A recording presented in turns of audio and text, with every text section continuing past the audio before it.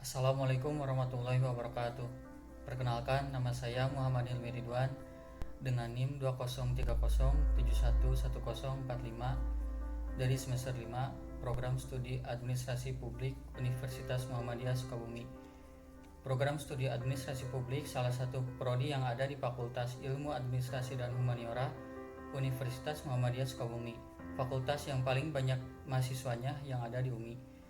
Administrasi publik menjadi prodi yang diminati oleh mahasiswa dikarenakan mempelajari jalannya pemerintahan atau birokrasi yang ada di Indonesia serta kebijakan-kebijakannya.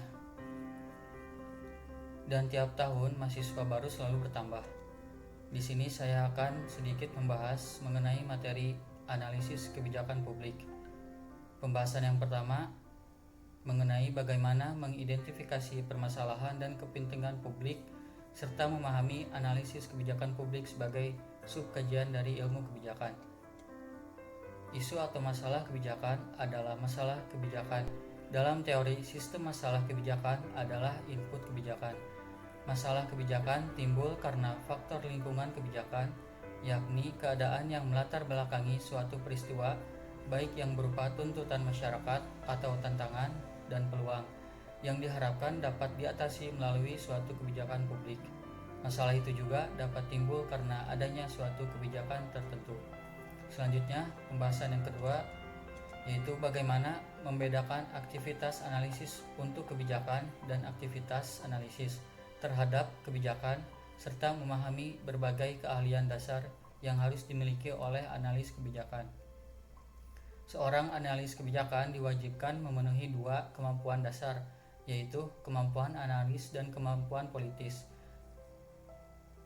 Seorang analis kebijakan bekerja mengikuti tahapan proses perumusan kebijakan, baik yang bersifat teknokratis maupun politis. Dalam proses teknokratis, analisis kebijakan menggunakan kemampuan metodologis dan substansi kebijakan untuk mengolah data menjadi informasi kebijakan, sehingga memudahkan dirinya untuk merumuskan beberapa alternatif pilihan kebijakan. Pilihan-pilihan sebagai alternatif kebijakan tersebut selanjutnya diusulkan kepada pembuat kebijakan sebagai rekomendasi kebijakan. Dalam proses yang bersifat politis, analis kebijakan menggunakan informasi kebijakan untuk menggalang dukungan dari para pemangku kepentingan sehingga tahapan proses perumusan masalah alternatif sampai dengan rekomendasi kebijakan dapat berjalan lancar.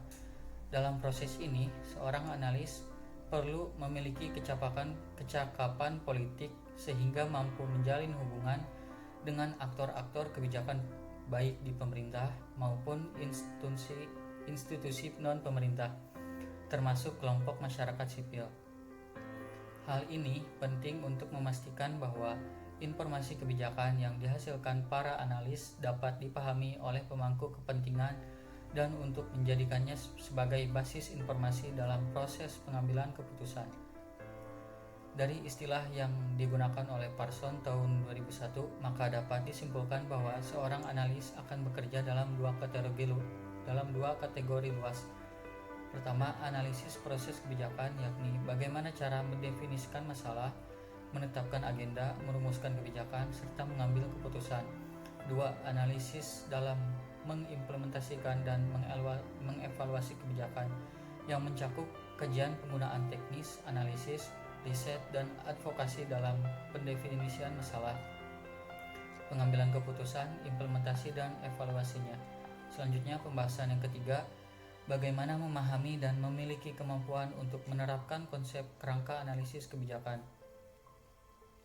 Dalam hal ini, mempertimbangkan lingkungan kebijakan atau dengan kata lain memperhatikan faktor-faktor eksternal dalam proses pembuatan kebijakan. Poin pertama, terbuka terhadap ide dan solusi yang baru atau inovatif, kreatif, dan fleksibel. Poin yang kedua, menggunakan data-data dan fakta-fakta dari berbagai sumber dan melibatkan stakeholders kunci dalam pembuatan kebijakan. Poin ketiga, selalu memperhatikan dampak kebijakan terhadap semua pihak yang terkait, baik secara langsung maupun tidak langsung. Poin yang keempat, membangun sistem evaluasi dari awal proses kebijakan atau evaluasi dan poin yang kelima, selalu melakukan review terhadap kebijakan untuk memastikan keterkaitannya dengan masalah yang diselesaikan dan mengenali masalah serta dampak sejak awal. Lalu pembahasan yang keempat, bagaimana memahami dan melakukan tahapan aktivitas analisis kebijakan publik. Dalam William and Dunn merangkum analisis kebijakan melalui 5 tahap sebagai berikut. 1. Perumusan masalah kebijakan. Perumusan masalah ini sama dengan mendefinisikan suatu masalah dengan menghasilkan informasi mengenai kondisi-kondisi yang menimbulkan permasalahan perhatian pemerintah, yaitu dengan melakukan eksplorasi berbagai alternatif dan perumusan seperangkat tindakan yang lebih dipilih, usaha-usaha untuk mencapai konsensus atau kompromi, dan otorisasi pengaturan arahan-arahan. Menyusun masalah kebijakan terdiri dari 3 langkah, yaitu mengartikan, mengkonsep, dan mengkhususkan masalah. Tiap-tiap langkah ini menghasilkan informasi tentang situasi dan bentuk masalah. Permasalahan yang dihadapi tersebut berimbas pada perlunya dibuat kebijakan, karena permasalahan merupakan titik tolak sebuah kebijakan harus dibuat. Metode menyusun masalah ini dengan mengidentifikasi masalah yang ada secara mendalam dan mensinkronisasikan dengan pengetahuan yang relevan dengan kebijakan dan asumsi-asumsi yang mendasarinya, guna memasuki proses pembuatan kebijakan melalui penyusunan agenda setting. Dalam menyusun masalah, Weimer dan Vining mengemukakan bahwa analisis masalah adalah proses analisis masalah. Ini menjelaskan bahwa pada tahapan 1, understanding the problem adalah memahami permasalahan dengan melakukan analisis permasalahan yang dihadapi melalui menerima masalah, memiliki masalah, memodelkan masalah, dan selanjutnya pada tahapan yang kedua, yaitu menggunakan metode yang tepat untuk mengatasi masalah. Setelah semua tahapan ini dilakukan, lalu mengumpulkan informasi, mengidentifikasi dan mengorganisasikan data yang relevan, teori dan fakta untuk menemukan masalah dan memprediksi akibat yang terjadi untuk tahap selanjutnya. 2. Meramalkan alternatif kebijakan. Para ahli analisis kebijakan harus meramalkan apa yang akan terjadi berkenaan dengan masalah kebijakan dan mencari tindakan yang tepat untuk menangani masalah-masalah itu dalam waktu yang akan datang. Setelah itu, menyediakan sejumlah alternatif objektif yang dapat dicapai, karena pada tahapan ini menyediakan informasi mengenai konsekuensi pada masa datang dari penerapan alternatif kebijakan, termasuk tindak melakukan sesuatu.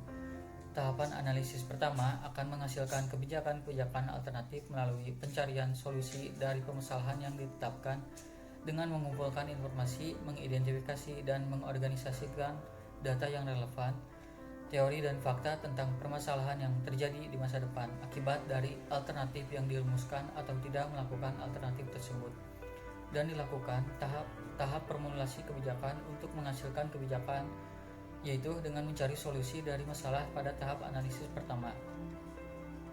3. Merekomendasikan penerapan kebijakan.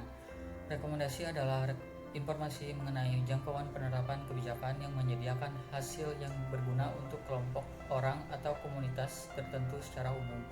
Hal ini berhubungan dengan nilai, maka dari itu rekomendasi kebijakan tidak hanya evaluasi empiris saja, akan tetapi berhubungan dengan aspek normatif. Untuk itu, pada tahapan ini menyediakan informasi mengenai nilai atau kegunaan relatif dari konsekuensi di masa depan dari suatu pemecahan masalah. Ciri-ciri rekomendasi adalah fokus tindakan dan orientasi masa depan, prospek saling ketergantungan, nilai nyata dan nilai ganda penerapan kebijakan yang terstruktur. Dalam rekomendasi tidak hanya teoritis dan logika empiris, akan tetapi memberikan keuntungan yang langsung dapat diwujudkan atau diperoleh. Tahapan ini juga merupakan hasil dari pengetahuan yang relevan dengan kebijakan tentang manfaat atau biaya dari berbagai alternatif yang akibatnya sudah diestimasi melalui peramalan dilakukan pada tahapan adopsi kebijakan. Dan yang keempat, monitoring kebijakan. Monitoring dalam arti yang sederhana merupakan nama lain untuk usaha mendeskripsikan dan menjelaskan tentang kebijakan publik. Monitoring merupakan prosedur yang digunakan untuk memperoleh informasi mengenai penyebab dan konsekuensi dari kebijakan publik. sehingga hasil informasi tentang konsekuensi akan berimbas sekarang dan masa lalu dari diterapkannya alternatif kebijakan tersebut. Monitoring ini membantu para ahli analisis untuk menggambarkan hubungan antara pelaksanaan program kebijakan dengan hasilnya. Tahapan ini menyediakan pengetahuan yang relevan dengan kebijakan yang diambil sebelumnya. Ini membantu pengambilan kebijakan dalam tahapan implementasi kebijakan. Dengan demikian, dalam memberi pemahaman tentang suatu kebijakan, maka kebijakan yang dibuat perlu dukungan dari publik, terutama badan-badan legislatif. Karena sebuah kebijakan perlu dukungan dari mayoritas guna menuju monitoring kebijakan yang baik. Monitoring kebijakan merupakan prosedur analisis kebijakan yang digunakan untuk menghasilkan informasi tentang sebab akibat dari kebijakan publik. Monitoring ini memerlukan analisis yang menggambarkan hubungan antara pelaksanaan program kebijakan dan outcome-nya, dengan sumber utamanya pengetahuan tentang pelaksanaan kebijakan, sehingga monitoring menghasilkan klaim yang terencana selama dan sesudah kebijakan itu diadopsi dan diimplementasikan.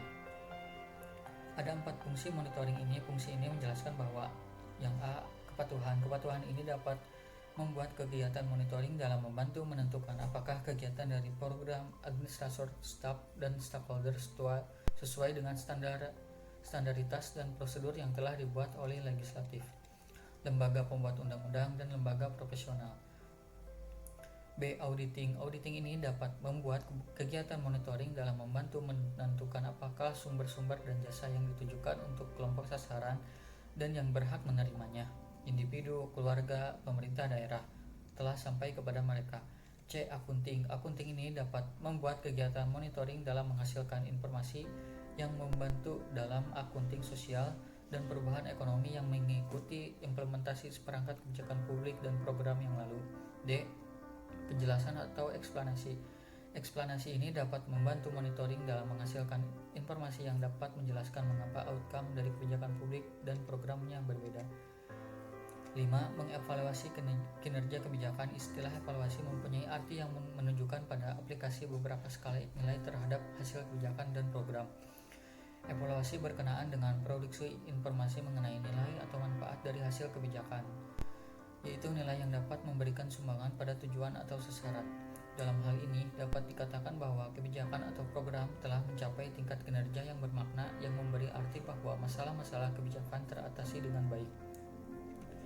Evaluasi ini juga dapat menggeneralisasikan informasi tentang kinerja kebijakan agar sesuai dengan kebutuhan, nilai, kesempatan yang dapat menyelesaikan masalah. Monitoring menjawab pertanyaan apa, bagaimana, mengapa terjadi. Tahapan ini membuahkan pengetahuan yang relevan dengan kebijakan tentang ketidaksesuaian antara kinerja kebijakan. Penilaian kebijakan menghasilkan premis-premis nilai dengan kebutuhan untuk menjawab pertanyaan masalah. Sebab dalam evaluasi kebijakan ini menyediakan informasi mengenai nilai atau kegunaan dari konsekuensi pemecahan atau mengatasi masalah. Selanjutnya, pembahasan yang kelima mengenai bagaimana menganalisis kebijakan publik secara kuantitatif. Metode kuantitatif dari analisis kebijakan mensyaratkan pengetahuan yang dalam tentang statistik, desain penelitian, dan kemampuan untuk menggunakan spreadsheet dan software statistik lainnya. Metode-metode seperti analisis regresi misalnya mengestimasi efek dari variabel pada keluarannya. Analisis tipe ini membutuhkan komprehensi dan aplikasi beberapa konsep seperti korelasi, varian, dan signifikasi, dan statistik. Metode kualitatif sementara itu membutuhkan kehati-hatian untuk melihat hal yang detail. Analisis dilakukan dengan seringkali memerlukan pembacaan berulang pada catatan lapangan dan materi tulisan lain untuk menemukan pola dan hubungannya dalam data, menurut Dunn tahun 1994. Sementara Collin tahun 2004 berpendapat bahwa analisis kebijakan merupakan sebuah sebutan umum untuk serangkaian metode dan alat untuk mempelajari karakteristik dari kebijakan yang terbangun, bagaimana kebijakan terbentuk, dan konsekuensinya. Dengan kata lain, metode yang digunakan dalam melakukan analisis kebijakan dapat lebih berkembang, tidak sebatas pada kualitatif atau kuantitatif, dan dapat pula berkembang sesuai dengan hasil analisis sebelumnya. Meskipun analisis kebijakan meningkat perannya dalam siklus akademik, hal ini belum dipertimbangkan menjadi sebuah bidang yang mempersatukan berbagai studi. Mungkin cukup sekian pembahasan dari saya mengenai materi analisis kebijakan publik. Kurang lebihnya saya mohon maaf. Assalamualaikum warahmatullahi wabarakatuh.